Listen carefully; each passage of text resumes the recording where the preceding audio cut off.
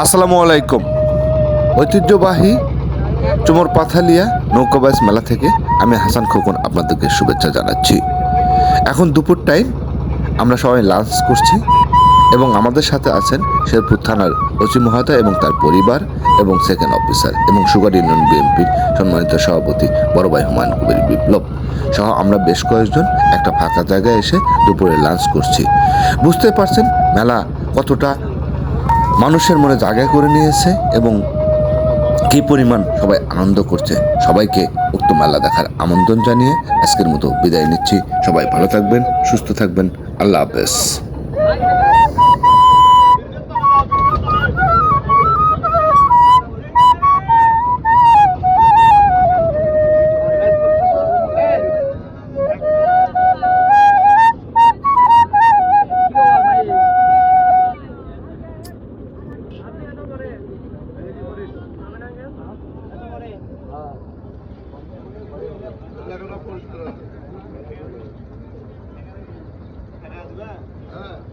হ্যাঁ হ্যাঁ হ্যাঁ